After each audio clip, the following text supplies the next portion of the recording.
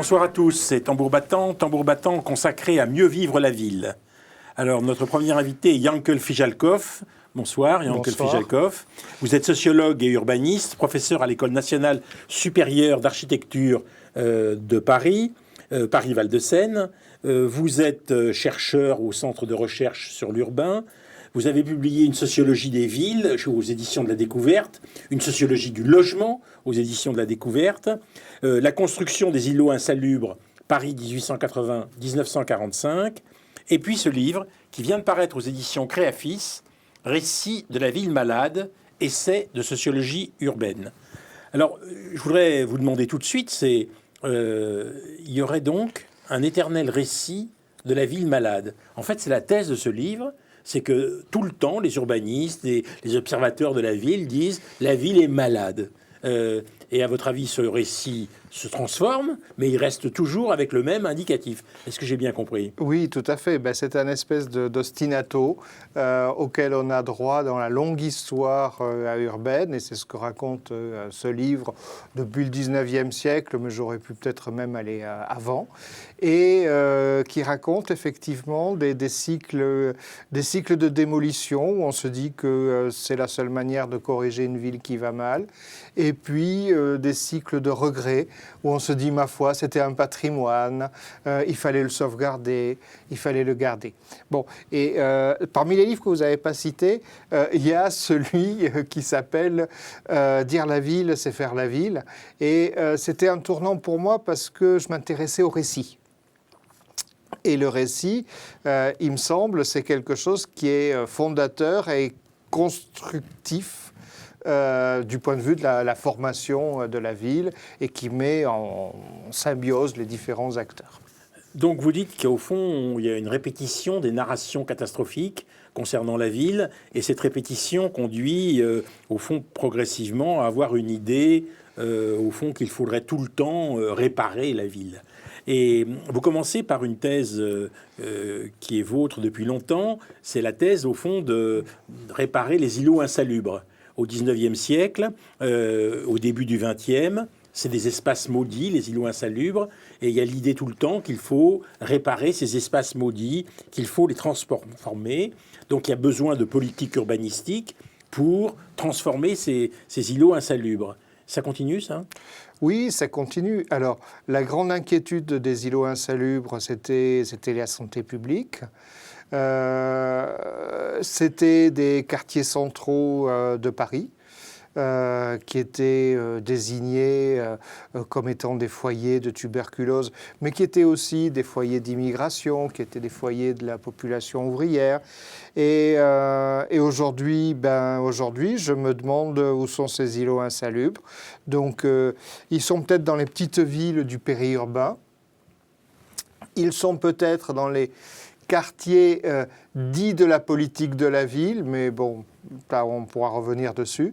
Ils sont peut-être dans ces endroits-là où chaque fois, eh bien, on se dit qu'il faut entreprendre, il faut redéfinir. Bon, alors je critique pas le fait de vouloir refaire la ville.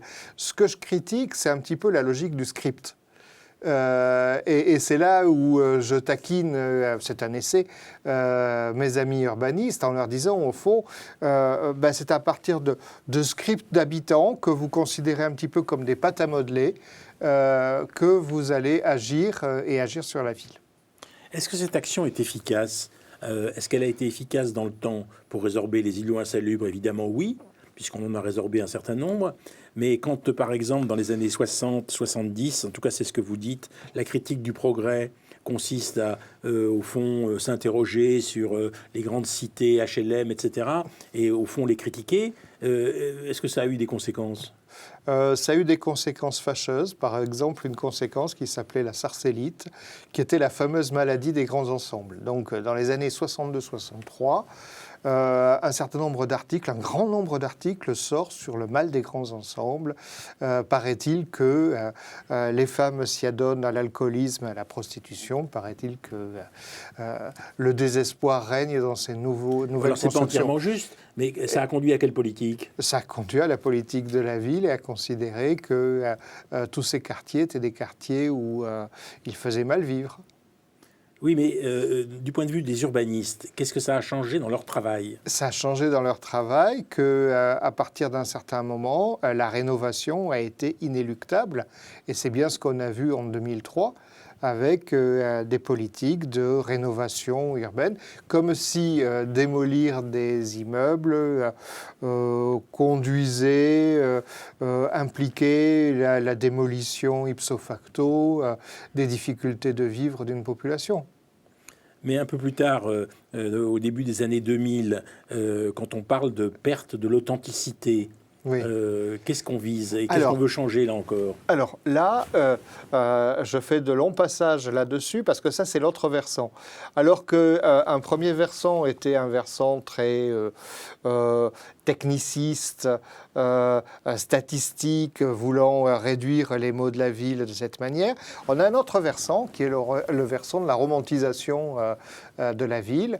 Et là, eh bien, c'est la politique des quartiers anciens, c'est la politique effectivement d'encouragement à retrouver ces quartiers qu'on avait négligés et qu'on même on redoutait. Ces quartiers maudits redeviennent à la mode. Le Marais dans lequel on redoutait d'aller devient aujourd'hui une des places to be. Donc c'est ce renversement qui se fait, et donc on a d'une part une politique effectivement, un discours et un récit qui va romantiser complètement les quartiers centraux, les centres anciens des villes, comme aujourd'hui on va essayer effectivement de développer ce discours aussi sur les petites villes, et en même temps, eh bien, un discours très technique, bourré de statistiques, et qui est incapable de comprendre ce qui se passe dans les quartiers politiques de la ville. Ce que je n'arrive pas bien à saisir, c'est quel est votre objectif à vous? C'est-à-dire, si vous étiez un urbaniste tout-puissant, vous ne voudriez pas de la romantisation, ce que vous appelez la romantisation, c'est-à-dire au fond ces quartiers qu'on récupère, quartiers anciens. Vous ne voudriez pas non plus qu'on arrange les quartiers populaires. Mais alors, vous voulez qu'ils fassent quoi, les urbanistes? Moi, j'observe. Je ne suis pas là pour... Vous voulez qu'ils fassent quoi, les urbanistes? Je pense que la politique du script, et bon, j'enseigne dans une école d'architecture, donc je sais bien ce dont je parle.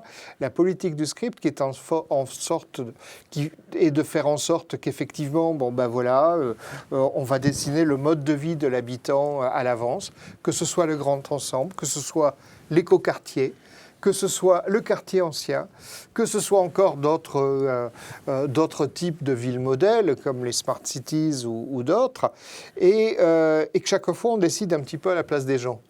Voilà. Alors c'est difficile de faire parler les gens.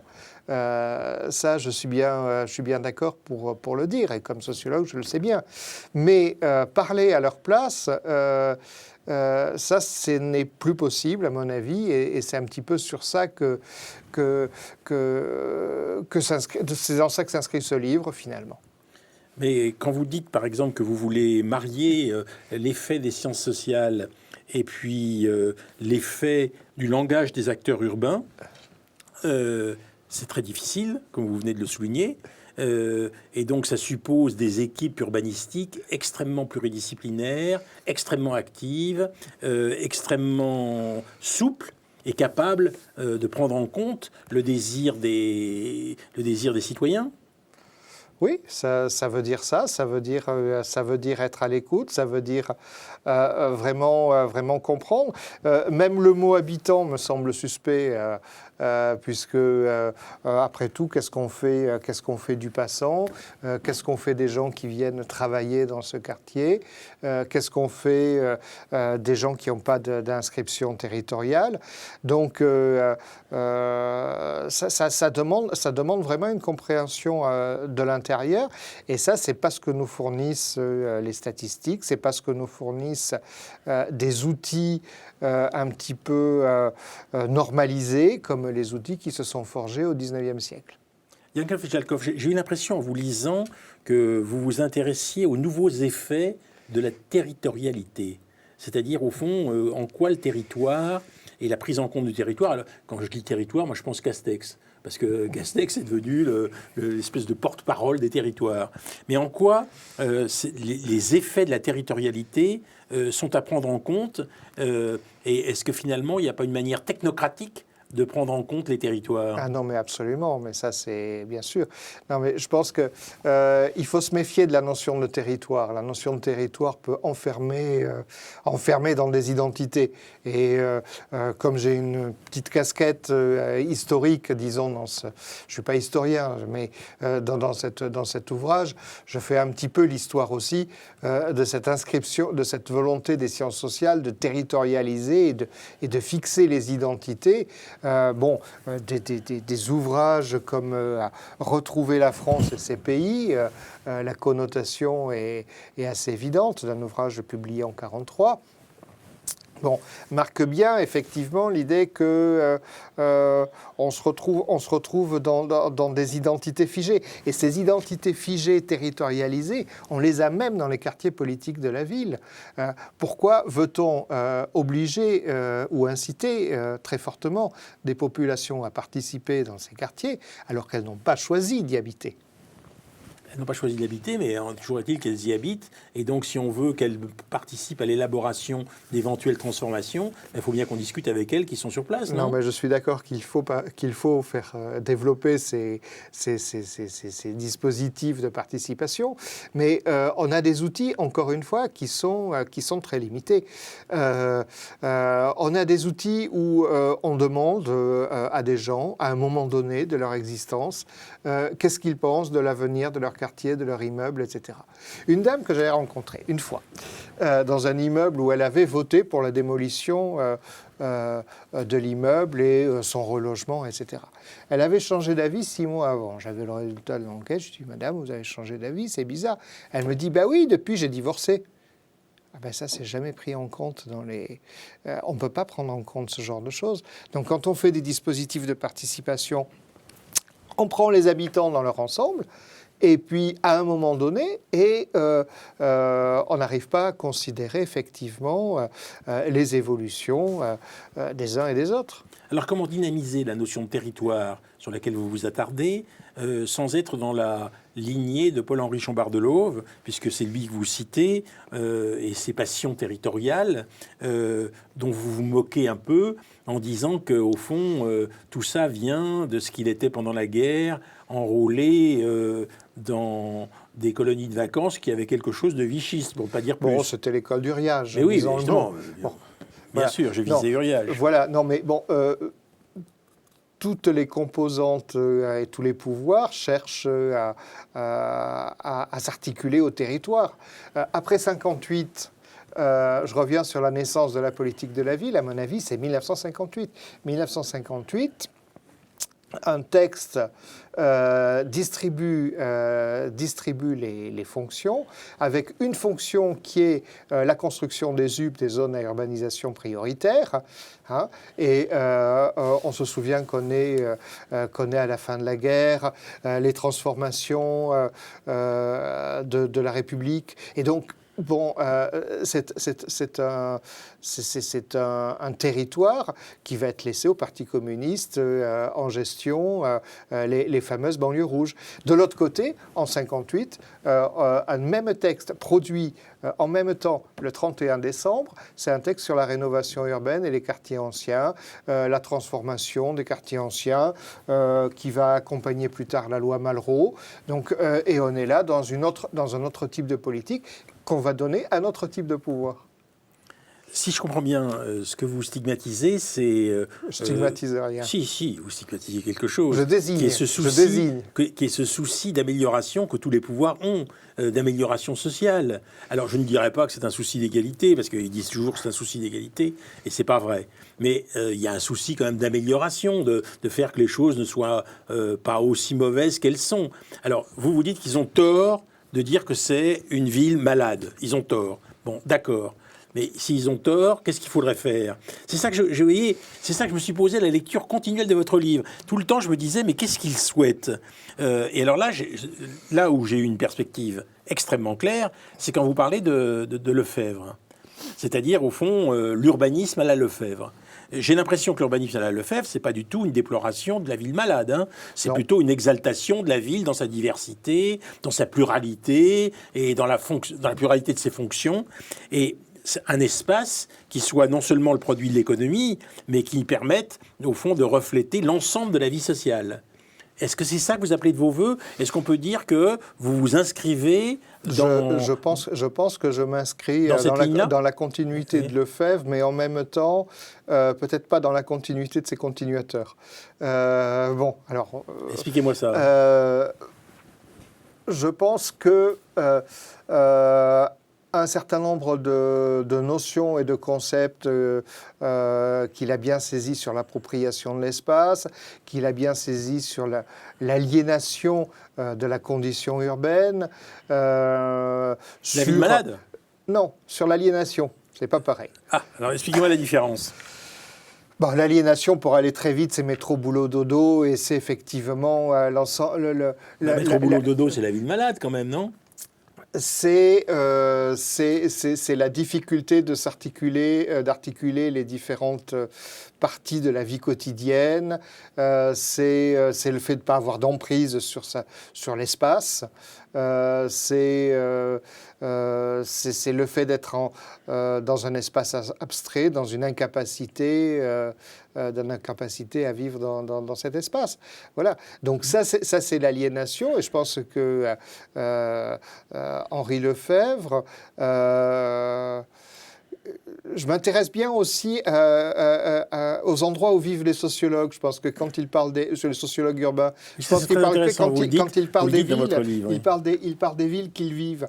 Henri Lefebvre, il vivait très proche du centre Beaubourg, en fait. J'ai été chez lui. Bon, voilà.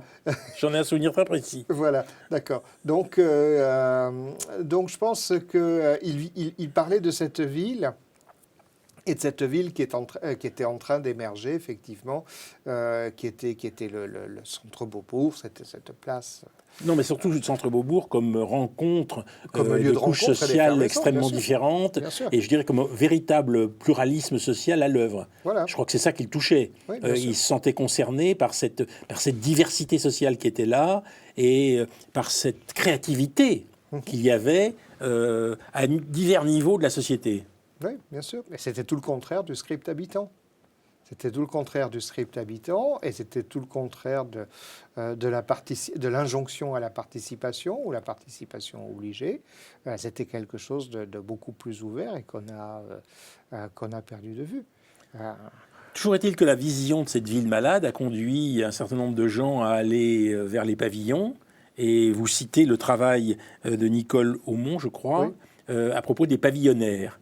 Est-ce que vous pouvez me dire qu'est-ce que vous pensez de ce mouvement, et est-ce que ce mouvement, de votre point de vue, a été une accélération de la maladie, ou un autre type de maladie, ou une solution?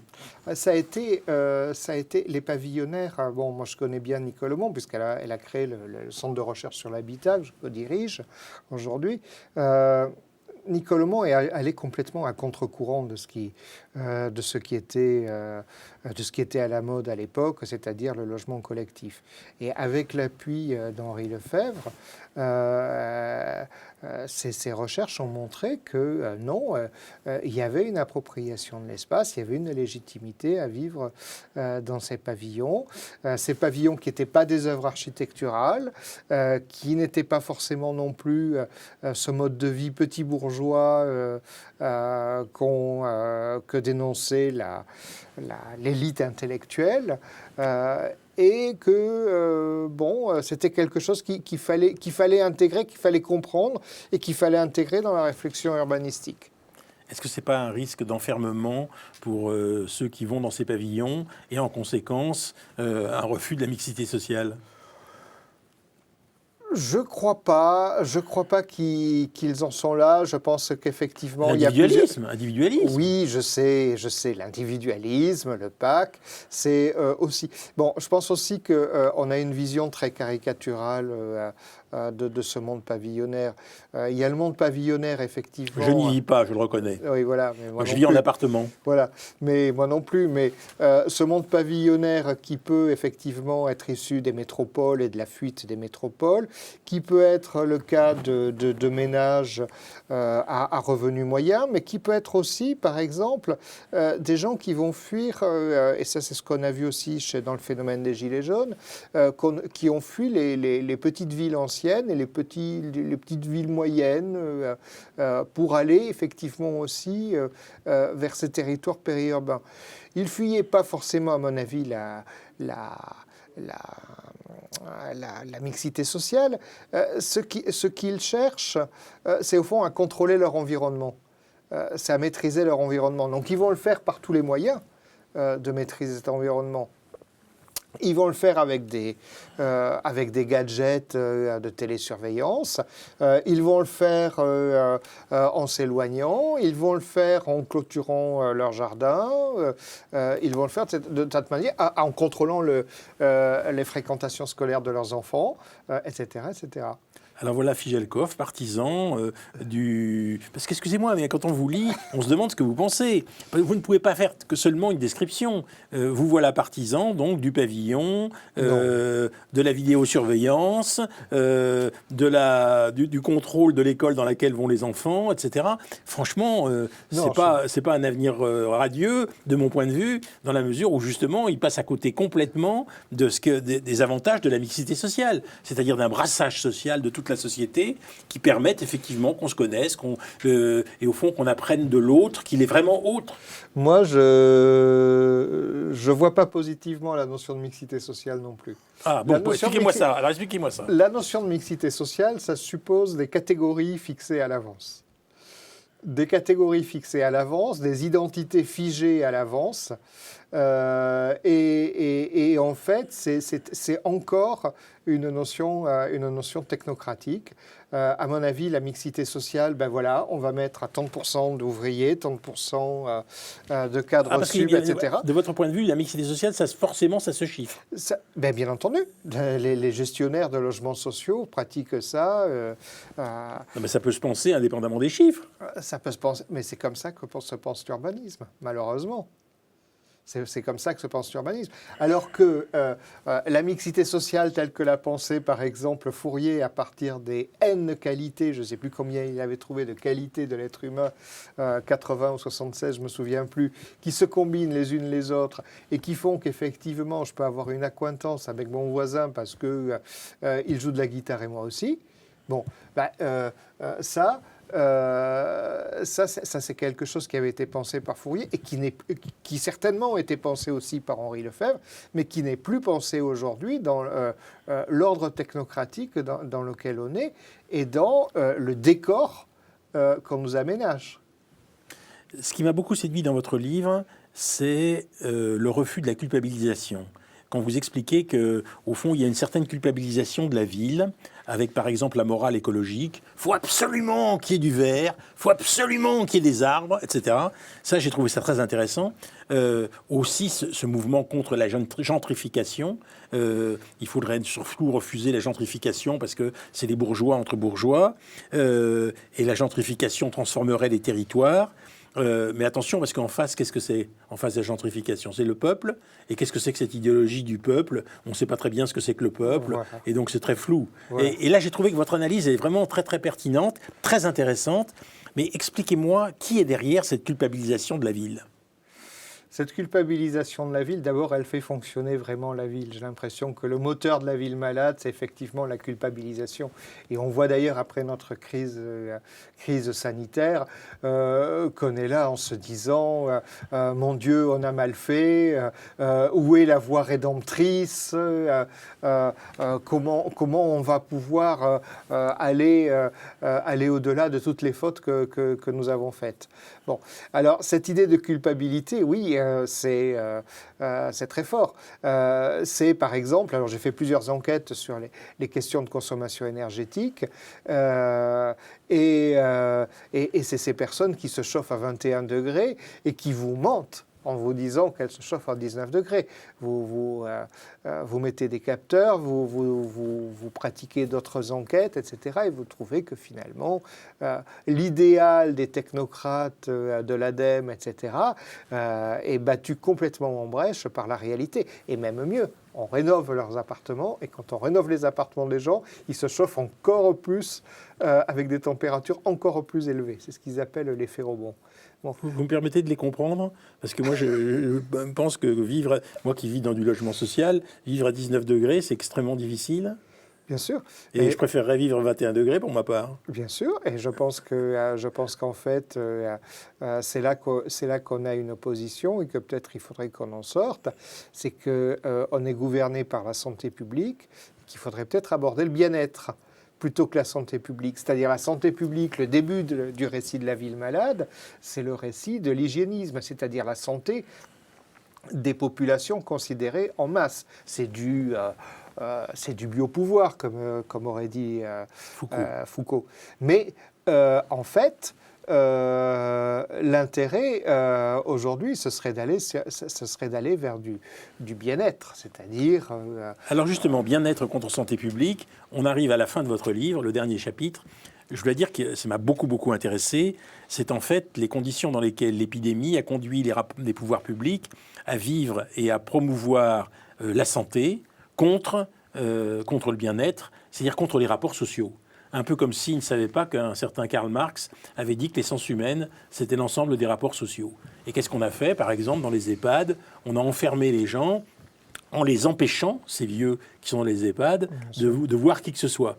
Et là, la critique que vous portez contre au fond, le gouvernement qui veut préserver des vies, en disant qu'en préservant des vies, il ne préserve pas des rapports sociaux, à mon avis, est absolument fondamentale.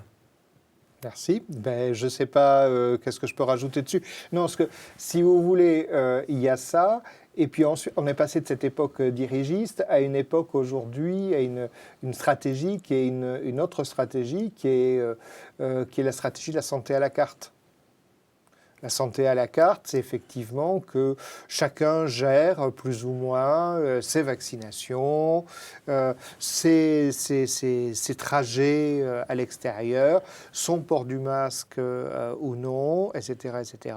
Bon, et on a aujourd'hui, et ça, je pense qu'il commence à y avoir des observations là-dessus, on a aujourd'hui des stratégies de distanciation des populations et d'atomisation du corps social. Et ça, c'est quand même inquiétant. Et vous pensez que la pandémie a contribué à nous individualiser, à nous enfermer dans un comportement individualiste? En tout cas, c'est ce que vous dites dans votre livre. Absolument, absolument. Et les gouvernements, en tout cas... Alors, ce que je n'ai pas très bien compris, c'est pourquoi est-ce que vous enchaînez pour dire que la ville décor n'est pas la solution? Qu'est-ce que c'est la ville décor? La ville décor... J'ai pas bien compris, hein. La ville décor, c'est pas la solution parce qu'au fond... ce qui se passe, c'est que la ville malade nous entraîne dans un cycle infernal de réparation, de démolition, de reconstruction, etc., etc. Bon, à certains moments, il faut donner le change. Et le seul change possible, c'est de construire des décors, c'est de construire des palissades, c'est de construire des décors de cinéma, comme par exemple la ville haussmannienne, comme d'autres villes, dans lesquelles effectivement on n'a pas de possibilité d'enquête. On est dans le décor, on est dans la façade, et il est très difficile d'aller au-delà. Au-delà de la première visibilité de ce qui est donné à voir. Et c'est une petite pique aussi pour les sciences sociales, qui est de dire,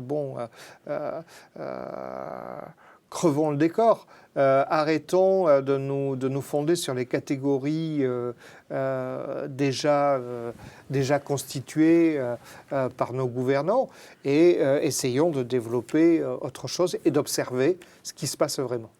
Merci, Yankel Fichalkov. Alors, je rappelle que votre livre s'appelle « Récit de la ville malade, essai de sociologie urbaine » et c'est aux éditions Créafis.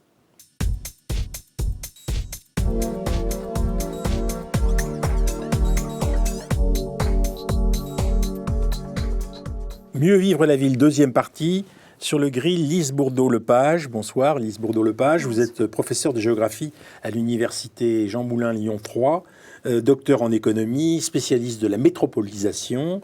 Vous faites des recherches depuis 10 ans sur la nature en ville, sur la mesure du bien-être et sur l'attractivité des territoires. Et puis vous avez publié Évaluer le bien-être sur un territoire aux éditions Va Conseil. Et puis, vous avez publié Nature en ville, désirs et controverses aux éditions Librairie des territoires. En face de vous, Ariela Mazboulji, bonsoir. Bonsoir. Alors vous êtes l'auteur d'un livre qui s'appelle Le plaisir de l'urbanisme, aux éditions Parenthèses, que j'ai lu avec beaucoup d'intérêt, on va y revenir. Et puis d'un livre qui vient de paraître aujourd'hui même, qui s'appelle La ville pas chiante, tout simplement, La ville pas chiante, aux éditions Le Moniteur, avec une préface de Patrick Bouchin.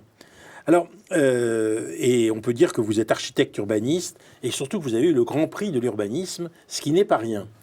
Alors, je voudrais commencer avec cette question, Lise Bourdeau-Lepage, de l'évaluation du bien-être. On a vu tout à l'heure, quand on parlait avec Yankel Fijalkov, que la question de la prise en compte du bien-être des habitants d'une ville, ça avait beaucoup de sens. Alors vous nous proposez de l'évaluer. Est-ce que vous croyez qu'on peut vraiment évaluer le bien-être? Et compte tenu du fait que nous sommes tous des subjectivités extrêmement différentes les unes des autres, en même temps très proches, mais surtout très différentes, est-ce que c'est facile? Oui, la réponse, elle est positive. En tous les cas, c'est l'objet de mes recherches, d'essayer de déterminer comment évaluer le bien-être. Et du coup, je pars, en tant que géographe, je pars du territoire. Et je me dis, pour évaluer le bien-être des gens, il y a des éléments qui sont constitutifs de leur bien-être, qui vont leur permettre d'être bien sur leur territoire de vie. Et donc, à travers ce que nous dit la littérature, la théorie, j'arrive à déterminer les éléments qui sont potentiellement important pour le bien-être des gens, et puis avec une méthode ludique, et notamment un jeu de cartes qui s'appelle Tell Me, je peux aller les interroger, leur demander quels sont les éléments qui sont les plus importants pour vous sur votre territoire de vie, à partir de, donc là il y a 29 éléments. Donc du coup, à partir de là, on voit évidemment, comme vous le dites, comme ça relève un peu de notre subjectivité, qu'il y a des éléments qui vont être différents, nos préférences sont différentes en fonction de notre vécu, de notre classe sociale, oui, en gros, un petit peu de qui on est et de nos aspirations aussi. Et puis de l'autre côté, par contre, on voit aussi qu'il y a quand même des tendances, des consensus sur certains éléments. Juste pour donner un exemple, à Lyon, quand on enquête des gens qui habitent dans le 6e arrondissement de Lyon, donc un quartier plutôt aisé, et puis quand on enquête en même temps des gens qui sont dans le 7e nord, donc à la Guillotière, c'est un quartier qui est en cours de gentrification. Donc, il y a des populations qui ont des fois peu de revenus.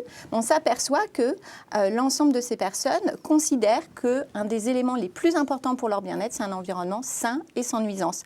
Donc, il y a bien des consensus sur les éléments dont on a besoin pour être bien sur notre lieu de vie. Donc, à partir de là, je dirais que c'est pas simple, mais on peut le faire en se donnant un petit peu des moyens ou en ayant un peu d'imagination.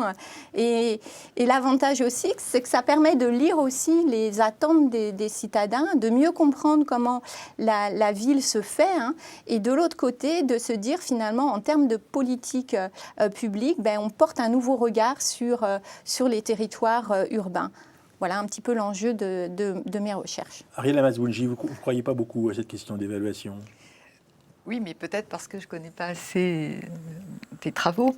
Mais il me semble qu'il est plus évident de voir le comportement des gens, de les suivre et de comprendre là où ils sont bien, là où ils ne sont pas bien. Je pense que quand on les interroge, ils ne conscientisent pas clairement ce qui fait leur bien-être ou ce qui fait leur plaisir dans la ville.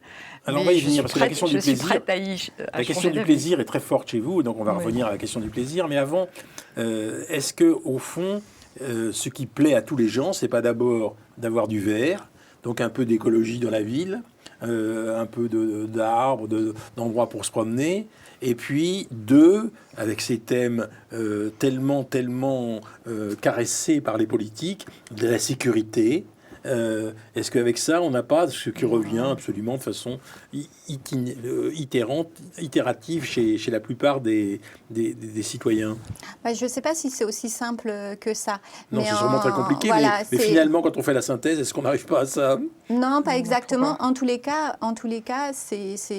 il est clair que certains éléments sont importants, mais c'est pas ce qui va faire la différence de bien-être des individus. Et je pense que justement, ce que disait Ariel, c'est particulièrement intéressant parce que d'un côté, on a le vécu, la manière dont les gens vont s'approprier la ville, et de l'autre côté, il y a des éléments tangibles. Et donc, du coup, ces deux approches, à mon sens, qui sont complémentaires pour comprendre vraiment comment se fait la ville. Donc, du coup, pour répondre à cette question, il est clair que les gens préfèrent être dans un environnement relativement sécurisé, mais de l'autre côté, oublions pas que c'est pas ça qui va leur suffire, c'est pas ça qui va faire l'urbanité. L'urbanité, c'est la rencontre. Vous avez soulevé la question des espaces, du vert, en fait, pour faire simple, la végétalisation urbaine. Il faut savoir qu'une des fonctions principales de la végétalisation urbaine, une des fonctions des parcs et des jardins, c'est la fonction sociale. L'urbanité, c'est être capable de mettre son pas dans le pas de l'autre, d'aller à la rencontre de l'autre. Justement, les gens, ils ont une appétence aujourd'hui pour le vert parce qu'ils manquent de relations sociales. Ils sont dans un environnement en surcharge environnementale et en surcharge virtuelle. On pourra revenir là-dessus. Et du coup, ils ne sont pas en face à face avec les autres. Ils ne voient plus les gens, ils ne partagent plus d'idées. Et donc, du coup, là, cette appétence aujourd'hui pour le végétal ou la nature en ville, comme on dit, forcément, elle s'explique aussi par la manière dont on fait société aujourd'hui. Et donc, je pense que ce disait Ariel d'une manière importante, pour comprendre ce qui fait aussi la vie, c'est l'observation aussi des pratiques et des rencontres et des éléments. Et moi, ce qui m'intéresse, c'est les éléments qui vont provoquer les rencontres, en fait. Et c'est pour ça que j'essaye d'évaluer ces éléments qui provoquent les rencontres. Alors moi, j'aime beaucoup cette perspective sociale et j'aime beaucoup qu'on prenne en compte ces rapports sociaux, cette rencontre entre les gens, bien plus que l'éloge un peu concon, si vous me permettez, du verre, de la respiration et autres bêtises qui sont certainement utiles, mais finalement qui ne sont pas l'essentiel du processus du plaisir dans la ville. Alors si je dis du plaisir, c'est parce que moi j'ai beaucoup aimé votre perspective, c'est-à-dire le plaisir dans la ville. Et qu'est-ce que c'est le plaisir dans la ville? Alors c'est l'invention sociale, c'est la technologie dominée, c'est en conséquence autre chose, peut-être c'est la curiosité, dites-vous. La surprise. Oui, la curiosité et la surprise. Alors expliquez-moi ça. La surprise, le labyrinthe. François Hacher disait une chose que j'aimais beaucoup. François Hacher, donc un urbaniste, un grand urbaniste, qui avait écrit un bouquin qui s'appelait Demain la ville, qui avait été publié aux éditions sociales. Il y a eu aussi le Grand Prix d'urbanisme, et il disait une chose très importante, c'est que la ville, c'est ce qui vous permet d'aller dans la rue pour faire quelque chose. Et ça vous amène à faire autre chose et à rencontrer des gens que vous n'avez pas prévu de voir. Et donc ça, c'est absolument essentiel. Et c'est pas seulement le vert qui vous l'apporte, loin de là. C'est les villes complexes, stimulantes, labyrinthiques, qui font qu'on marche et puis on se dit peut-être je vais aller par là, il se passe quelque chose, la ville est en train de changer. C'est aussi la ville mobile, c'est la ville qui évolue. C'est la ville qui n'est pas prévisible. C'est exactement le contraire de tout ce que produit l'urbanisme contemporain, qui produit le contraire de la surprise. Par exemple, l'écoquartier par excellence, c'est des choses qui sont vertueuses, si on veut, qui sont sécurisées, qui sont vertes, qui sont peut-être écologiques, mais on s'ennuie profondément. Donc la ville et le plaisir, c'est la stimulation. Et d'ailleurs, c'est pas étonnant de voir, comme le dit très bien Laurent Davy dans son dernier livre, Laurent Davy, économiste, dans son dernier livre, l'État a toujours soutenu ces territoires. Il démontre que les activités de demain, enfin les activités les plus créatives, se situent dans l'hypercentre de 4 métropoles en France seulement. Et dans les lieux les plus inattendus, les plus surprenants, les plus évolutifs, les anciennes friches, c'est là que ça va. Amsterdam, c'est pareil, ça ne va pas dans les villes nouvelles. À Londres, ça ne va pas dans les Docklands. Ça va dans des lieux qui peuvent évoluer, qui sont stimulants, qui accumulent les leçons de l'histoire. C'est les villes palimpsestes. C'est ça qui offre le plaisir. Je trouve ça très intéressant, formidable. Mais en même temps, j'ai envie de vous interroger sur ce qu'il en est de l'appétence sociale à participer et à se laisser surprendre. Ça, c'est votre description à vous. Oui. Mais qu'en est-il de la description du tout venant, des habitants de la cité? Est-ce que vous croyez vraiment qu'ils veulent être surpris? Ou est-ce que vous croyez qu'ils n'ont pas de grandes difficultés déjà à dire ce qu'ils pensent de leur environnement? Et que donc, ils répètent de façon, de façon dogmatique, parce qu'ils ont entendu les Verts le dire, « faut des arbres ». Bien sûr. Vous voyez? Et en conséquence, ils n'ont pas conscience peut-être de ce qu'ils souhaitent. Alors comment faire pour que leurs demandes soient plus élaborées? Je n'ai pas de réponse fermée, ce sont des questions complexes. Mais je crois que observer ce que font les gens nous enseigne beaucoup de choses. Qu'est-ce qui s'est passé après les 2 confinements? Les gens rêvaient d'aller prendre un café sur une terrasse. Point. Et les terrasses se sont créées, elles ont créé des lieux stimulants, étonnants, et tout le monde y a été après. Les questions que vous posez quand même soulèvent les inégalités. On ne fonctionne pas de la même manière dans un quartier difficile, super dense, qui offre extrêmement peu d'agréments que dans le centre de Paris ou le centre de Bordeaux ou le centre de Nantes.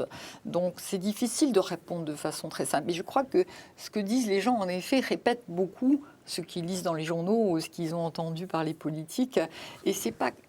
Moi, la participation, c'est pas comme ça que je la conçois.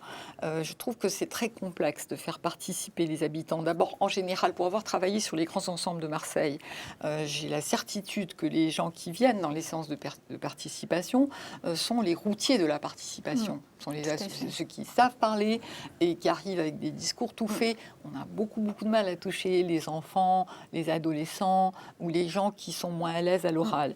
Donc, on va les chercher. Et on va les chercher comment? On va les chercher avec l'urbanisme transitoire. Ça, c'est des très bons moyens d'arriver à faire parler les gens, à les faire... Qu'est-ce que c'est l'urbanisme transitoire? L'urbanisme transitoire, c'est l'occupation temporaire des lieux qui sont en attente. Ça peut être des friches. Ça peut Donc on leur demande comment ils occupent le lieu? On leur demande pas.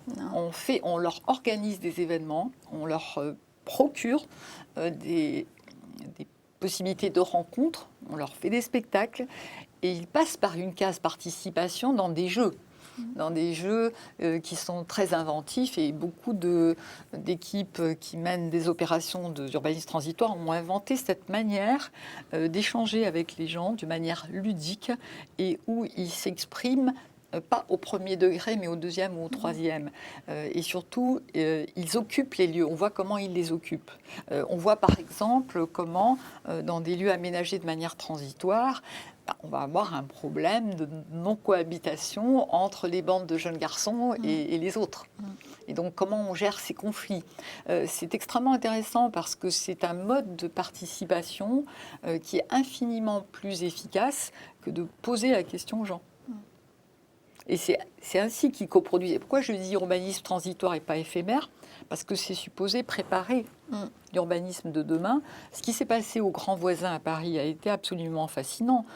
Ces lieux ont été occupés notamment... Qu'est-ce que c'est les Grands Voisins? Les Grands Voisins, c'est un ancien hôpital qui aujourd'hui devient une nouvelle opération urbaine. Dans quel arrondissement? Et alors là, je ne pourrais pas vous le dire. Bon. Grands Voisins. Mais je peux rechercher et vous le dire après. Donc, il y a eu plusieurs équipes qui ont travaillé, en particulier Plateau Urbain et Yes We Camp. Et ils ont fait des choses très étonnantes au niveau de l'événementiel, de l'accueil des réfugiés, des échanges, des fêtes. Et ceci a été très intéressant pour la suite. Il y a beaucoup d'urbanistes qui travaillent comme ça? Oui, beaucoup. Ma fille fait ça, entre autres. Mais moi, je vais vous dire, comme j'ai fréquenté les urbanistes qui habitent la ville où j'habite, je dois dire que j'ai constaté que c'était très traditionnel, en posant des questions aux gens, et que c'était pas du tout dans une perspective d'innovation, mais plutôt dans une perspective de prétendue enquête, complètement faute, sur les besoins des gens. On fait ça aussi, bien sûr, parce que c'est réglementaire. Dans toutes les opérations d'urbanisme, vous êtes obligé de mener des opérations de participation. Je ne dis pas que ça ne sert à rien, mais je dis qu'il faut inventer d'autres méthodes aux côtés de cette participation officielle, où très souvent, en fait, on explique aux gens le bien qu'on a pensé pour eux. Alors, vous parlez d'un désir des citoyens de nature. Et quand vous écrivez sur la nature en ville, vous nous dites qu'il peut y avoir des risques. Est-ce qu'on peut venir sur les risques de la nature en ville? C'est par exemple les risques d'allergie. Donc ça, voilà, la nature, en fait, pendant très longtemps... Maintenant, c'est admis qu'il y a des controverses sur les éléments de nature en milieu urbain. Et que si on considère qu'on donne de la valeur aux éléments naturels en milieu urbain, et qu'on s'est dit de l'autre côté que les préférences étaient variées, et que le pouvoir d'achat, de décision de certaines personnes était aussi plus ou moins fort, hein. Donc il y avait une variabilité à ce niveau-là, mais on pourrait considérer que d'une certaine manière, on va donner de la valeur et que ceux qui vont pouvoir choisir ce qu'on va mettre vont être ceux qui ont les moyens de le faire. Et donc il y a un risque même sur la biodiversité, sur un équilibre. Et donc ça, c'est le premier élément. Puis le deuxième élément, c'est que si on considère que certains arbres, par exemple, certaines essences sont plus bénéfiques en milieu urbain, on va les favoriser au détriment d'autres. Donc du coup, voilà, c'est un peu ça. C'est une question de controverse. Il y a aussi l'instrumentalisation de la nature. Quand vous ne voulez pas que certains usages aient lieu dans l'espace public, et on l'a observé à la Goutte d'Or à Paris, on va mettre des bacs avec des petits arbustes dedans pour éviter certaines pratiques, et notamment le fait, par exemple, que les personnes qui dormaient dans la rue ne puissent plus dormir à cet endroit-là. Donc, en fait, il y a une instrumentalisation des éléments de nature et on instrumentalise indirectement le désir de nature des individus. Voilà, donc ça mais malgré cette instrumentalisation, vous pensez quand même que la présence de la nature en ville est indispensable. On est tout à fait d'accord. Mais ce n'est pas parce qu'on parle du désir que d'un autre côté, on ne doit pas parler des impensés. Les impensés dans les politiques publiques sont peut-être les éléments les plus importants, j'allais dire. Et donc oui, évidemment. Et tout simplement parce que la nature, le végétal va nous faire du bien. Ça nous permet de diminuer notre anxiété, nos niveaux de stress. Ça va nous permettre d'être en meilleure relation avec l'autre. Ça augmente notre capacité à être attentif à l'autre. La prévalence de certaines maladies qui sont des maladies de notre société. Ça va nous aider à nous sentir moins seuls. Donc, on pourrait continuer comme ça longtemps. Il y a des effets, des vertus, vraiment des bienfaits de la nature et des arbres sur nous. Évidemment, et puis les végétaux, si on pense aux arbres, oui, ils ont une action, ils nous permettent de respirer en milieu urbain. Donc il y a plein d'effets positifs, mais c'est-à-dire que c'est pas parce qu'il y a des effets positifs et que maintenant en plus, si on rajoute à ça que ça devient un facteur d'attractivité, regardez comment les villes aujourd'hui mettent l'accent sur la végétalisation urbaine, vous allez avoir un beau cadre de vie, et donc du coup on a une concurrence et donc un modèle qui est en train de se dupliquer. Mais normalement, un contexte différent amène une politique différente. Et donc, du coup, on a un risque finalement d'avoir une politique de végétalisation qui soit un peu standardisée et qui finalement pose problème à la suite, donc par la suite, quoi. Donc du coup, voilà, la végétalisation urbaine, et puis sans parler, si on rajoute, là on parle du vert. Tout à l'heure, on parlait du participatif.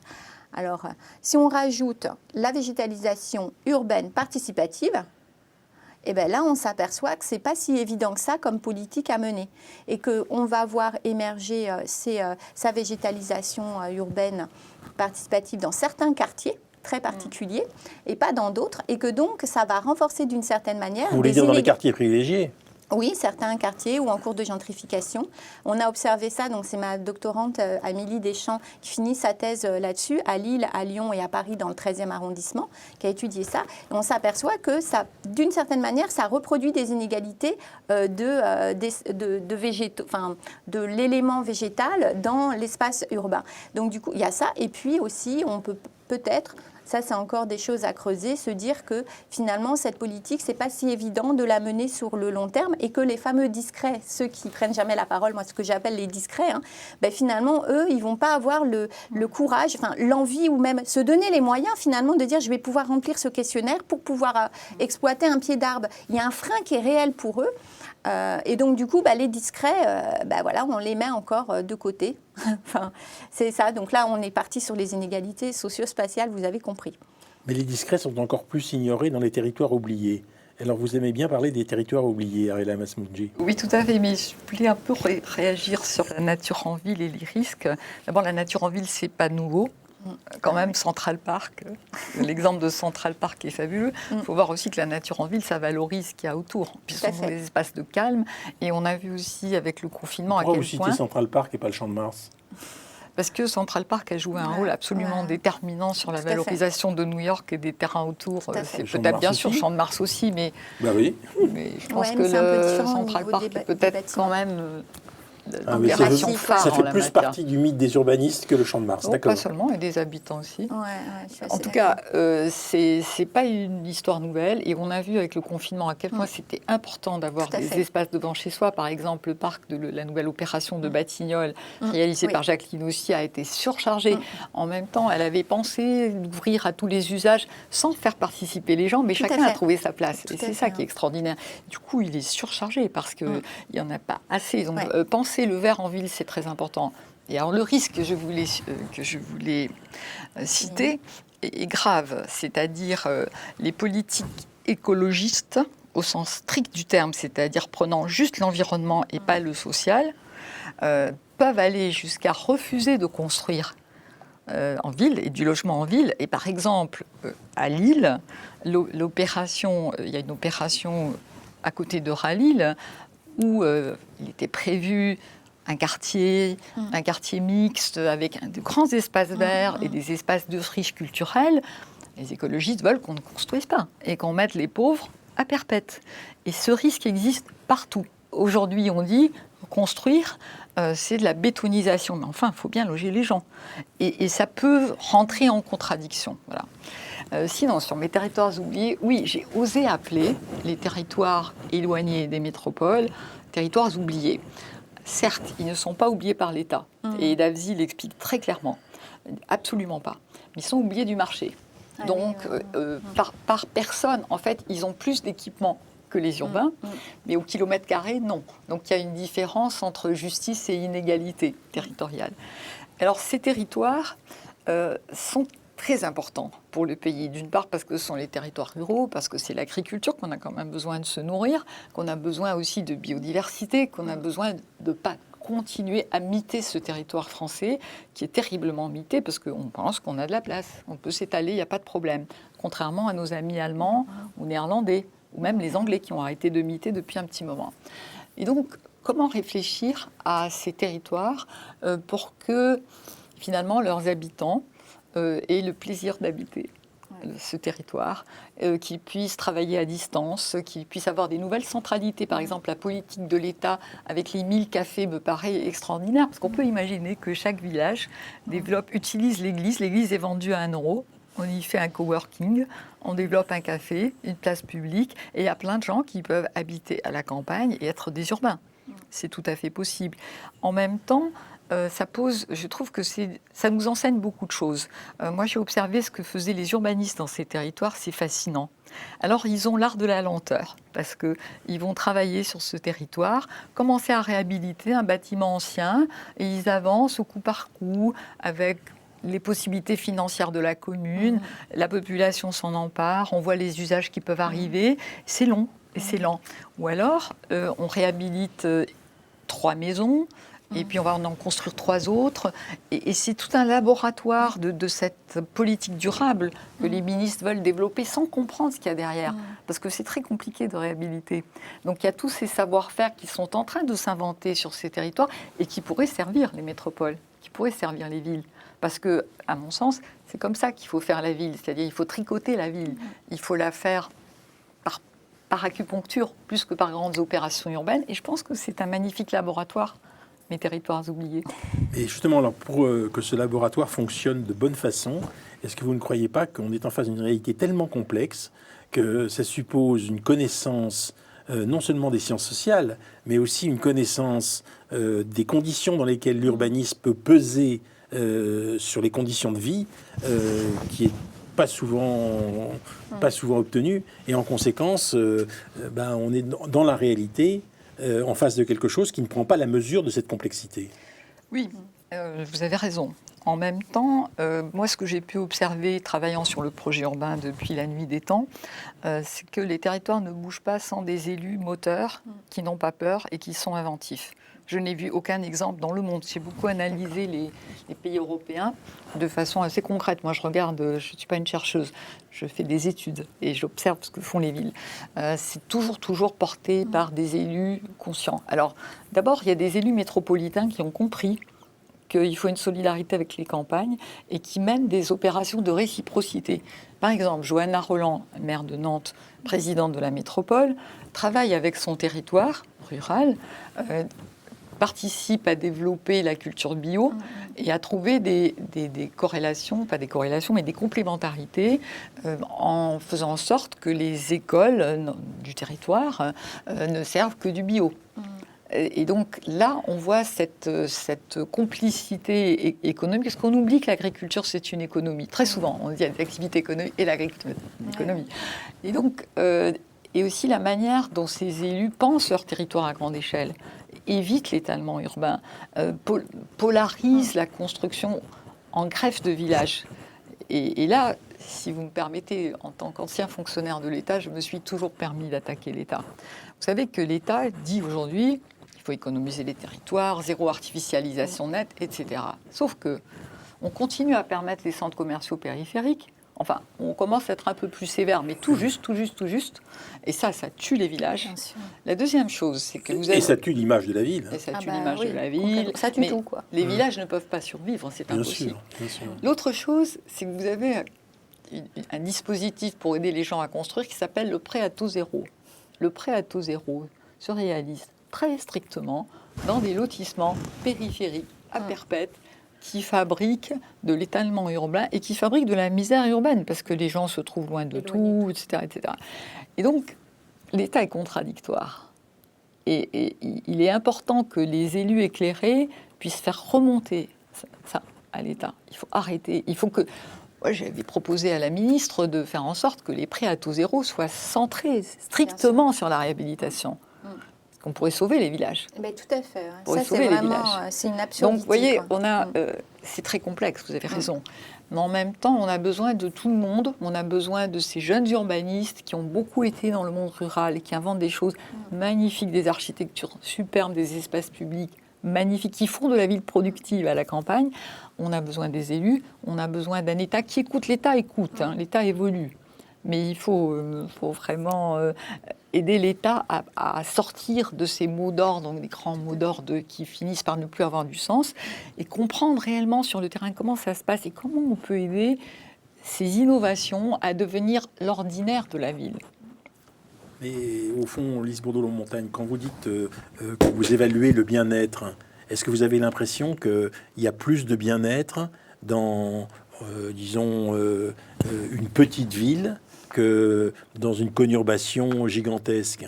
Est-ce que c'est aujourd'hui nécessaire de réévaluer le bien-être qu'on peut avoir dans une petite ville? Alors je sais bien que depuis le Covid, il y a un certain nombre de gens qui disent on va aller travailler en étant très très loin, etc., avec le télétravail, mais est-ce qu'ils ne se trompent pas?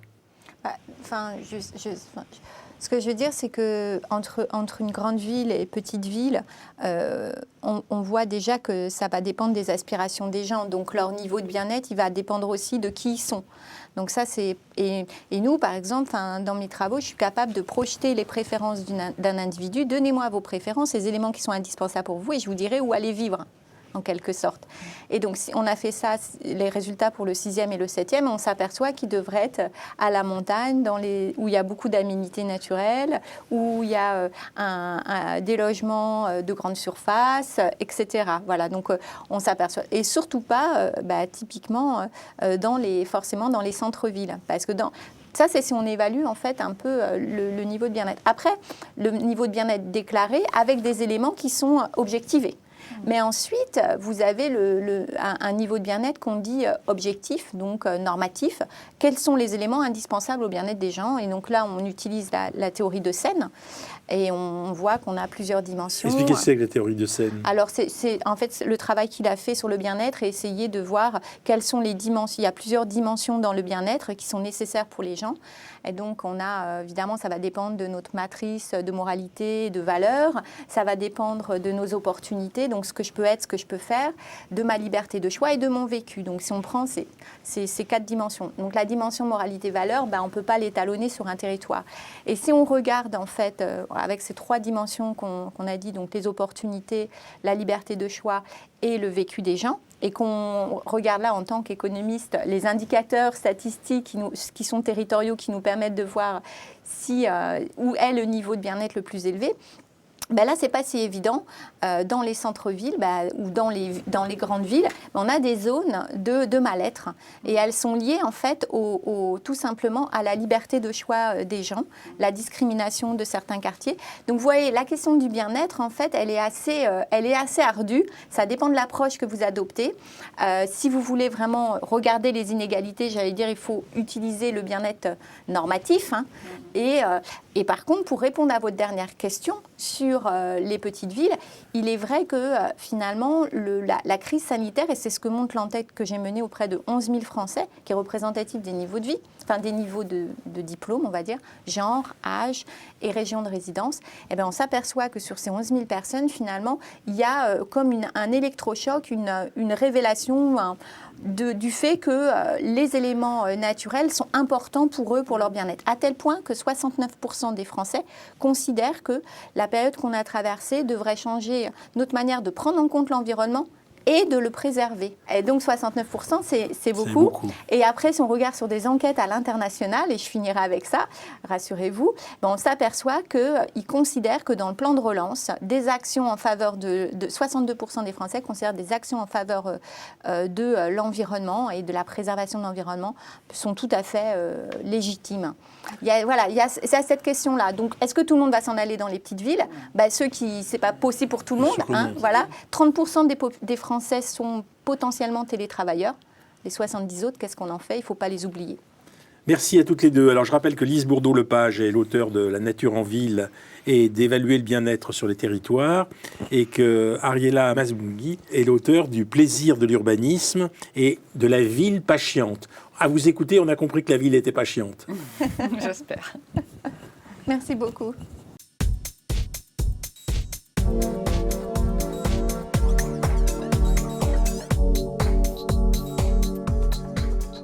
Mieux vivre la ville, troisième partie. Notre grand témoin est Jacques Lévy. Bonsoir. Vous êtes géographe, vous êtes directeur de la chaire intelligence spatiale de l'Université Polytechnique des Hauts-de-France, membre du rhizome de recherche Coros. Alors le rhizome, moi j'ai appris par Deleuze et Guattari ce que c'était. C'est des réseaux en fait. Non, c'est ça ? Mais ouverts, proliférants. Et puis vous êtes le prix Vautrin-Lud 2018. Vous avez publié un très grand nombre de livres, je ne vais pas tous les citer. Le pays des Européens avec Sylvain Kahn, et puis 2 livres qui sont parus très récemment. La théorie de la justice spatiale, dont on va parler ici, parce que c'est une géographie du juste et de l'injuste. Et bien sûr, on est au cœur de notre émission Mieux vivre la ville. Et puis l'humanité, le tournant éthique de la société monde. On va en dire quelques mots, parce que je vais vous dire, je l'ai lu ce livre. Et malgré son niveau d'abstraction extrêmement large, je pense qu'il y a des applications très précises, y compris dans le sujet que nous traitons aujourd'hui.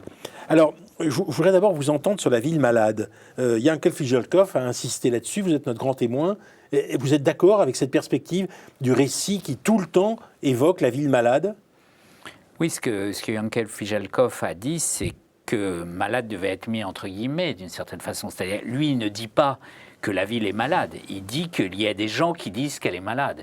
Et ça, je dirais que c'est incontestable. Il a raison d'insister sur ce point. On pourrait faire commencer ce récit à Genèse 11 de l'Ancien Testament, Babel. Qu'est-ce que reprochait Dieu à Babel ? C'est que c'était une ville qui marchait très très bien. Une ville sans pouvoir despotique, une ville où les gens se mettaient ensemble pour construire quelque chose dans un progrès illimité. Et c'est justement ça ce qui gênait. Et c'était là que, d'après l'Ancien Testament, il y avait un péché. Quel péché ? On ne sait pas très bien, mais il fallait être coupable déjà de construire ensemble une ville. Donc ce qui est fascinant dans l'histoire de l'urbanisation, de l'urbanité, de l'urbain, c'est que au fur et à mesure du processus qui fait qu'il y a de plus en plus de gens qui habitent dans des villes, la culpabilité, elle, ne diminue pas. Et donc, on va se retrouver avec 100% d'urbains et 100% de gens qui ont honte d'habiter la ville. Enfin, pas tout à fait, mais en tout cas, certains voudraient leur faire partager cette honte. Donc, il a raison. Mais par-delà cet accord que vous avez avec lui, Oui. accord que vous avez avec lui, je voudrais savoir si vous êtes d'accord avec la critique qu'il m'a opposée concernant, la covivence de classes sociales différentes et le pluralisme social dans la ville. Est-ce que c'est pas un objectif? Lui, il m'a dit, mais non, ça c'est un mythe un peu. Alors, il y a du mythe là-dedans, et notamment, moi, j'aimerais tordre le cou au mot rencontre. La ville, c'est un endroit où on se rencontre, pas exactement en fait, c'est un endroit où on se côtoie, où on se frôle. C'est ça l'avantage comparatif de la ville, c'est pas que vous êtes obligé de faire ami-ami avec tous vos voisins ou avec tous les gens que vous croisez dans le square ou dans la rue. Non, pas du tout, c'est justement l'inverse. Ça a été ça le progrès de l'urbanité, c'est le fait qu'on n'est pas obligé de dire bonjour à tous les gens qu'on croise. Et donc, ça veut dire que l'individu, il a une existence propre, il devient un acteur dans la ville, avec les autres, mais dans un rapport qu'il définit lui-même, qu'il choisit lui-même. Hein. Donc, ça dépend de ce qu'on appelle la mixité, hein, puisque vous en avez parlé. La mixité, c'est pas d'inviter tout le monde chez soi à partager son salon ou sa chambre à coucher. C'est pas ça la mixité. La mixité, c'est dans l'espace public. Et ce qu'on constate, même si c'est un petit peu mystérieux, un peu comme, vous voyez comment ça se passe quand le sang passe dans les poumons et il était sale au début, puis il est propre après, enfin il a été oxygéné, mais le processus, moi j'ai jamais très bien compris, c'est subtil hein, ce qui se passe. Dans l'espace public, c'est un peu comme ça, c'est-à-dire que les gens profitent de l'altérité, mais pas de façon programmable. On constate quand même que les pauvres sont moins malheureux de leur situation, sont moins frustrés dans la ville quand elle est mixte que quand ils sont dans des espaces homogènes, dans des ghettos. Alors, est-ce que je dois comprendre de cela que ça vous conduit à préférer la métropole à la petite ville par rapport au débat qu'on a eu ensuite? C'est-à-dire que la métropole, à vos yeux, c'est quand même justement le lieu où on se frôle et où on se côtoie, et donc c'est très utile, alors que la petite ville, ça peut être un lieu d'enfermement. En tout cas, c'est plus productif, c'est plus générateur d'individus, c'est plus innovateur, et je dirais encore plus maintenant qu'avant, dans la mesure où l'innovation, elle suppose des milieux innovateurs créatifs qui sont multidimensionnels, c'est-à-dire qu'on ne peut pas savoir quelle est l'information ou quelles sont les informations qui vont nous servir à inventer quelque chose de nouveau. Ça a toujours été comme ça. Sinon, si on pouvait programmer l'innovation, ce serait plus de l'innovation. Donc, la sérendipité, elle est toujours fondamentale, mais d'autant plus que l'humanité a inventé déjà plein de choses simples et qu'il faut en inventer maintenant de plus complexes. Donc, on voit bien d'ailleurs qu'il y a un nouvel avantage comparatif des grandes villes parce que justement, ce sont des milieux les plus innovateurs. Mais bon, on n'est pas obligé de vivre dans un milieu innovateur. Et si on préfère un monde d'interconnaissance où on a des relations très fortes avec ses voisins, et même où on a choisi ses voisins, ce qui est un peu l'idéal périurbain, je veux dire, on peut se permettre dans une société pluraliste d'avoir ces différents mondes, et ces différents mondes peuvent même s'enrichir. Mais si on regarde la productivité, hein, par exemple, c'est quand même pas un hasard si l'Île-de-France produit 31% du PIB avec 18% de la population. Hein, donc alors l'ambitieux Jacques Lévy s'est lancé dans une théorie de la justice spatiale et une géographie du juste et de l'injuste. Et je voudrais qu'on essaye d'aller au fond de cette théorie. Alors bien sûr, il y a la référence à la théorie de Rawls au fond à l'idée chez Rawls qu'il ne s'agit pas seulement d'égalité, il ne s'agit pas d'égalité, mais il s'agit de réfléchir au fond à la manière dont chacun peut assumer son identité dans une perspective de justice. Et alors vous voulez articuler, si j'ai bien compris, Rawls avec Amir Tassen. C'est-à-dire Amir Tassen qui, lui, a une vision d'un développement démocratique, d'un développement dans lequel tout le monde serait partie prenante, tout le monde serait solidaire. Alors, j'aimerais que vous me disiez comment est-ce qu'on pourrait adapter à l'espace cette théorie du juste et de l'injuste. Oui, c'est ce que nous avons essayé de faire Oui, j'ai avec bien compris. Anna Pauvois et Jean-Nicolas Fauchy. Au départ, nous voulions regarder ce que donnaient sur les questions d'espace les débats entre théoriciens de la justice en général. Et puis, nous sommes aperçus que l'espace pouvait être un objet d'étude intéressant parce qu'il informait aussi la théorie de la justice plus généralement. Donc c'est pour ça que notre théorie de la justice spatiale est aussi un peu une théorie de la justice qui en effet se branche sur Amartya Sen qui lui-même se branche sur John Rawls. Donc à partir d'une social-démocratie rawlsienne qui est essentiellement fondée sur la redistribution, on se demande si on ne peut pas faire mieux dans la mesure où il y a des ratés de la redistribution, il y a des angles morts. Et ce que dit Amartya Sen, c'est que ce qui est intéressant, c'est que les gens se retrouvent. Ils ne veulent pas simplement recevoir quelque chose, ils veulent que ça leur serve à développer ce qu'ils ont envie, eux, de développer. Et donc c'est l'idée de ce que Amartya Sen appelle capability, donc l'idée de capacité. Donc qu'est-ce que ça donne dans l'espace ? Ce que nous pensons avoir compris, c'est que l'urbanité ou les aménités spatiales en général sont des biens publics, et comme la culture, comme la santé, comme l'éducation, et que ces biens publics ne peuvent pas faire l'objet d'une simple redistribution. Il y a une part de redistribution qui est nécessaire, ou plus exactement, il y a une part d'engagement de la société dans son ensemble pour que le bien soit produit, mais il sera seulement coproduit par la société parce que les individus qui sont les bénéficiaires de ce bien vont contribuer à le produire. Et donc, dans l'espace public, par exemple, c'est peut-être une épure du bien public, l'espace public, si les gens ne viennent pas, il n'y a pas d'espace public. Il y a des architectes de l'ancien temps, il y en a, paraît-il, encore quelques-uns qui sont vivants, voire certains qui exercent dans les écoles d'architecture, qui croient que c'est eux qui fabriquent l'espace public. Mais non, eux, ils proposent l'espace public en faisant fabriquer par des maçons des objets matériels, mais l'espace ne devient public que parce que, d'une part, plein de gens viennent et que parce que toute personne qui va dans l'espace public sait qu'il y a une probabilité que des gens différents de lui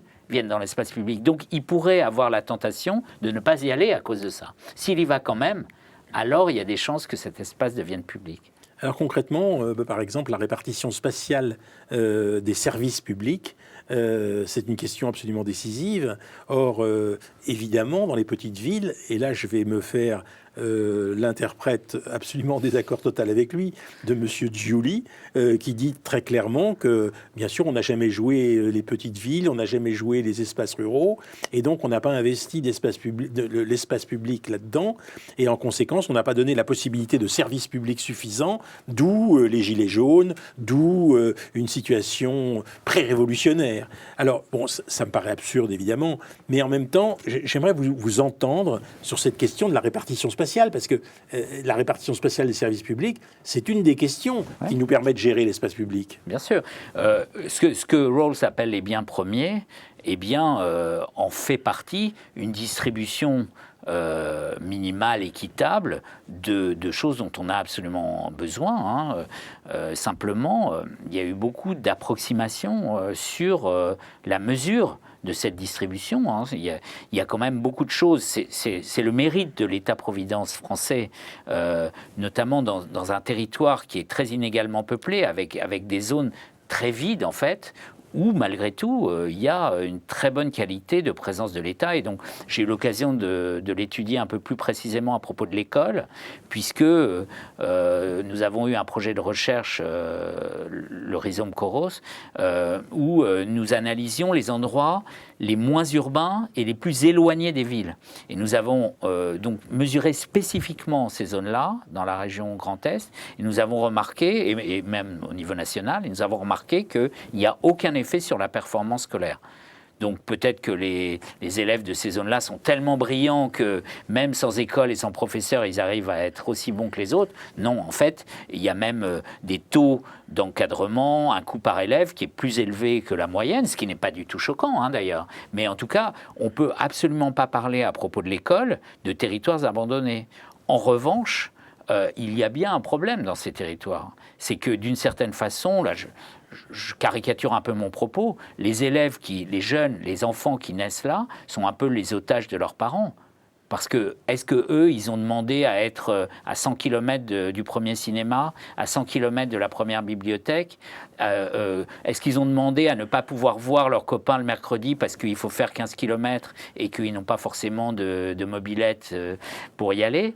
Est-ce qu'ils ont choisi... Donc vous nous dites c'est le choix des parents, c'est donc parents. Le choix au fond des citoyens de ne pas vivre dans une société mélangée, de ne pas vivre dans une société plurielle qui conduit à ces problèmes qu'il y a dans certaines petites villes. Alors, il peut y avoir d'ailleurs des solutions intelligentes. On revalorise l'internat actuellement à juste raison. Si les familles ne veulent pas bouger, les élèves, eux, peuvent bouger. Mais ce qu'on a constaté, c'est qu'il y a aussi beaucoup de familles qui ne veulent pas que leurs enfants aillent dans les internats parce que ça serait une rupture culturelle. C'est des gens qui sont, on peut les considérer comme des enracinés. Hein. Là, le mot a un sens parce qu'ils n'imaginent pas un instant que ni eux, ni leurs descendants ne bougent. Donc, à mon avis, le problème, il est plutôt là. Et vous comprenez maintenant ce que je voulais dire quand je disais qu'un bien public, il est coproduit par la société dans son ensemble, donc qui amène les écoles et les enseignants, et par les bénéficiaires du service, qui en l'occurrence est l'éducation. Ce qui est vital, c'est le choix du lieu de vie. Quand on lit votre livre, on se dit, en fait, les gens choisissent leur lieu de vie, ils n'ont pas toujours conscience que c'est un choix décisif. Mais c'est un choix absolument décisif pour l'ensemble de l'existence d'une famille. Je crois qu'ils ont assez conscience, en fait. Vous croyez ? Disons que ce livre, Théorie de la justice spatiale, il a été nourri par plusieurs enquêtes, dont une a été menée en France. C'était une enquête pour la DATAR, en fait, le CGET à l'époque. Et on demandait aux gens, enfin c'est des entretiens très libres, on commençait par leur demander qu'est-ce qu'une société juste ?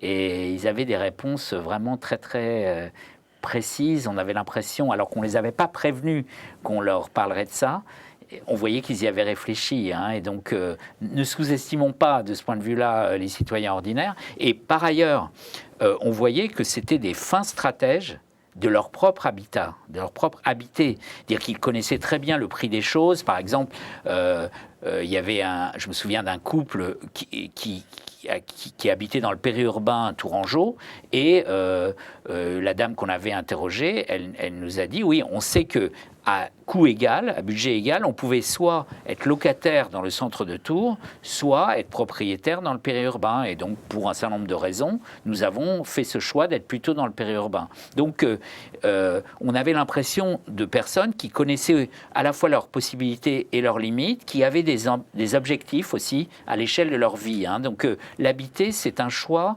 qui ne se limite pas à un instant donné. C'est un choix qui se continue dans l'ensemble de la biographie, parce que je pense que c'est là où aujourd'hui, pas tout le monde, parce qu'il y a des gens qui n'ont vraiment pas les moyens de le faire, mais un vaste groupe moyen peut s'auto-évaluer en disant « j'ai réussi ma vie parce que j'ai réussi à habiter là et de la manière où je voulais oui, il n'empêche habiter. qu'il y a quand même une donnée financière extrêmement complexe, Oui. et qui fait que la plupart des gens ne peuvent plus avoir accès, par exemple, aux grandes villes, au centre des grandes villes. Les prix de location à Paris font que c'est une toute petite fraction de la société qui est susceptible soit d'acheter, soit de louer au centre des grandes villes. On peut faire tout ce qu'on veut. Évidemment, vous allez me dire, on construit des logements sociaux. C'est vrai, mais il n'y en a pas tellement peu par rapport aux besoins qu'il y a actuellement que la question se pose, non ? Oui. Alors, il y a eu, vous en avez parlé avec vos invités précédents. Il faut bien comprendre d'abord que depuis quelques décennies, on a assisté à une espèce de chassé-croisé. C'est-à-dire qu'il y avait des gens qui aspiraient beaucoup à être propriétaires d'une maison avec un jardin, donc qui avaient envie de quitter le centre. Pavillonnaire. Voilà. Et en même temps, il y avait un retour d'intérêt pour le centre-ville de groupes plus scolarisés qui avaient passé leur enfance, par exemple, en banlieue ou dans le périurbain, et qui aspiraient à l'animation des centres-villes. Donc ce croisement s'est relativement bien passé. C'est en partie un hasard, c'est-à-dire qu'il y avait des espaces qui étaient libérés par certains et réoccupés par d'autres. Donc on a pu jouer pendant cette période-là à un jeu spatial tel que il n'y avait pas de contradiction majeure entre les désirs des uns et des autres. Et il ne faut pas oublier par ailleurs que c'est dans les villes qu'il y a le plus de pauvres, hein. C'est dans le centre et les banlieues très proches. Donc, par exemple, dans Paris, intramuros, il y a plus de pauvres que dans l'ensemble des campagnes éloignées des villes de la France. Donc, quand vous dites on ne peut plus accéder à, en fait, ce que ça veut dire, c'est qu'on ne peut plus être propriétaire. Hein. C'est ça. Ou locataire, parce que locataire, les c'est loyers, déjà différent. C'est très, très, très cher, les loyers. Oui, mais ça a moins augmenté que, en gros, les loyers, ils suivent le pouvoir d'achat, alors qu'effectivement, le prix du sol à l'achat, lui, il a flambé, notamment pendant les dernières décennies, notamment parce qu'il y a dans les grandes villes beaucoup d'acheteurs qui sont extérieurs et qui sont intéressés, notamment le tourisme urbain, le fait de mettre en location de courte durée type Airbnb. D'où la lutte d'une ville comme Paris, par exemple, contre le Airbnb. Elle est légitime, cette lutte, non ? Pas forcément. Elle est légitime, cette lutte. Pas forcément contre tout le Airbnb, mais contre le fait que le Airbnb assèche l'ensemble du marché immobilier. Oui, bien sûr, sinon on va avoir des problèmes à Paris comme il y en a eu à Venise, c'est-à-dire une ville qui n'est plus que monofonctionnelle. D'où un paradoxe, c'est que les touristes viennent dans les grandes villes parce qu'il y a plein de choses différentes et si on n'intervient pas, si l'autorité publique ne tient pas les manettes, il n'y aura plus qu'une activité, celle du tourisme. On en est très loin à Paris, donc l'écart entre Paris et Venise, il est encore très grand, mais c'est vrai qu'il faut avoir cette préoccupation. Donc c'est vrai qu'il y a une pression sur le sol dans les centres des grandes villes qui contribue à faire augmenter les prix, mais en même temps, c'est normal que ce sol vale cher. Donc il faudrait plutôt donner les moyens aux gens modestes d'accéder d'une manière ou d'une autre au sol cher que de dire qu'il faut faire baisser le prix. Et là, il y a toute une tradition à la fois marxiste et de l'économie classique qui consiste à dire que le sol, normalement, n'a aucune valeur. Mais non, il en a une.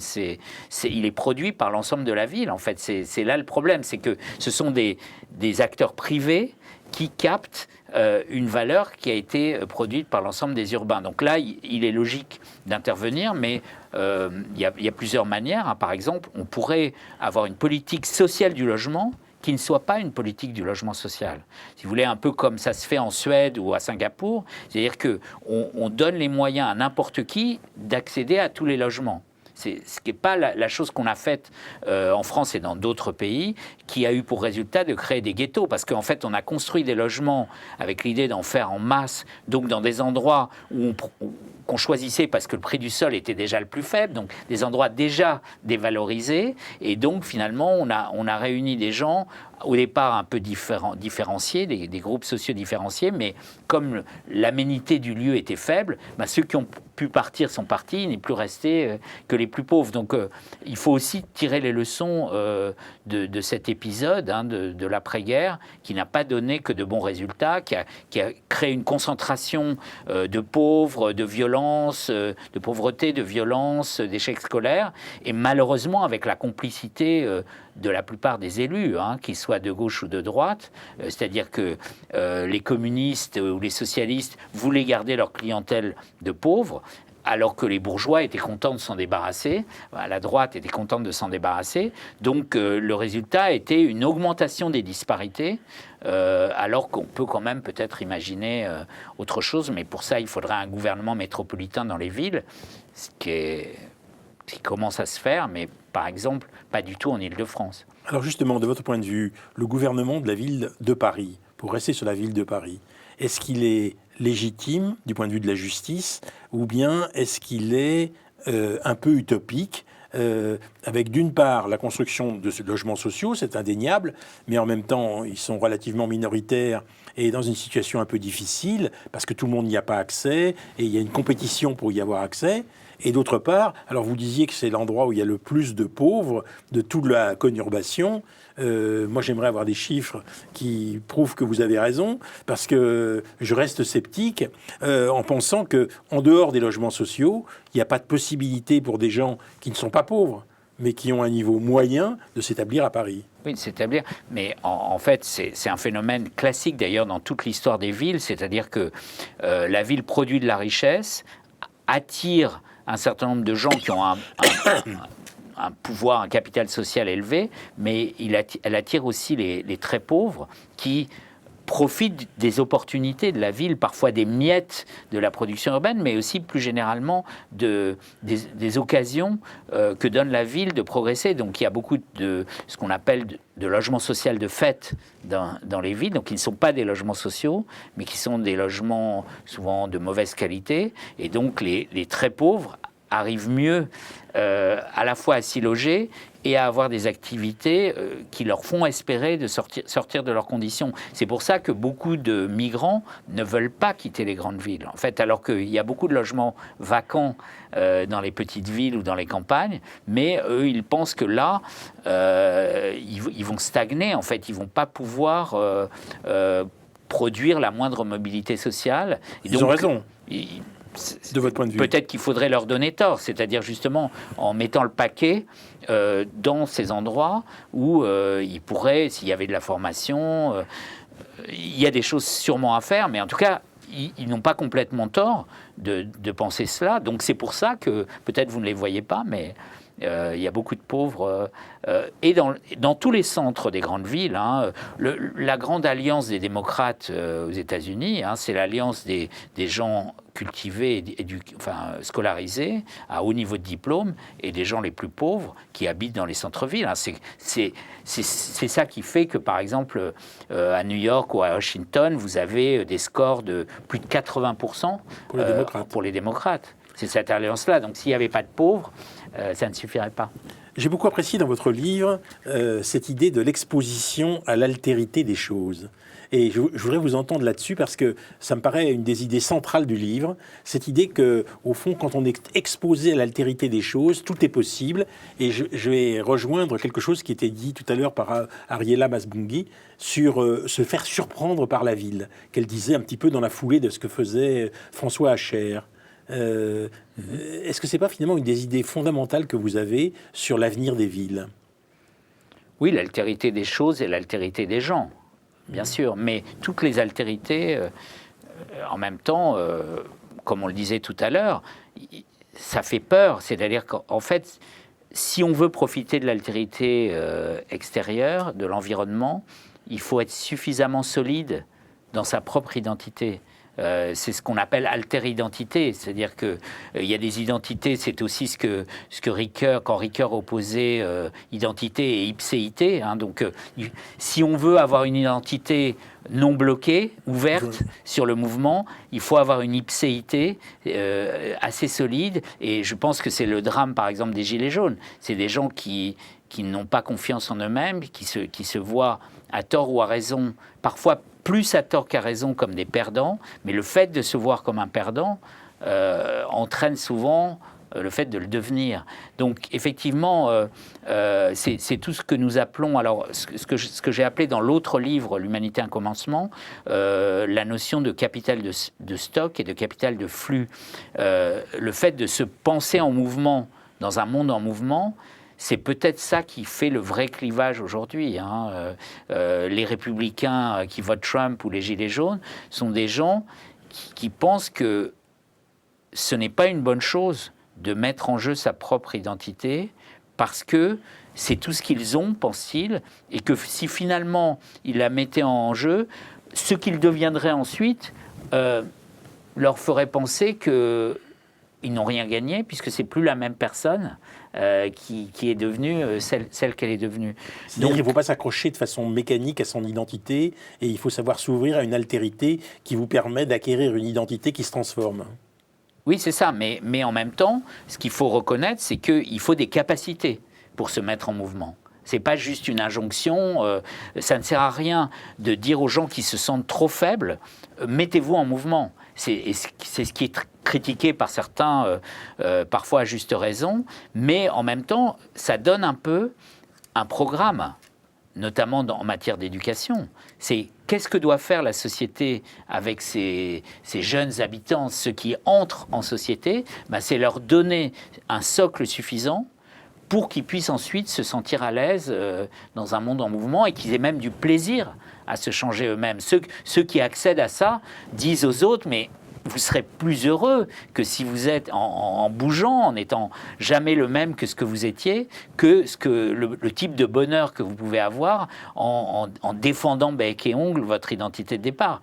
Mais il faut avoir les moyens de comprendre ce projet. Et donc, je pense que c'est là que nos sociétés ne sont pas à la hauteur. Elles ont accepté aussi de se laisser bloquer par des groupes, des acteurs très conservateurs, que sont notamment les corporatismes d'État. Qui ont accroché la société à la morale en refusant la perspective de l'éthique. Alors je voudrais juste venir un instant justement sur cette question du moral et de l'éthique, parce que c'est là encore un fil rouge de votre dernier livre et qui m'a beaucoup séduit. C'est l'idée qu'au fond, derrière Spinoza, en acceptant l'idée d'éthique, on a au fond un tournant d'une société-monde, puisque c'est le titre de votre livre, qui nous fait envisager non pas la morale comme un impératif catégorique, mais plutôt comme une perspective, comme un processus de compréhension de ce qu'est le bien qui bouge tout le temps. Et qui est assumée comme une construction humaine, parce que une des caractéristiques de la morale, c'est qu'elle devait venir de l'extérieur pour acquérir sa légitimité. Mais en même temps, elle était bourrée d'exceptions. Tu ne tueras point mon œil, si je puis dire, puisque on pouvait tuer, et même on devait tuer l'ennemi, celui qui était sorti de la communauté, le renégat, la femme adultère, etc. Donc,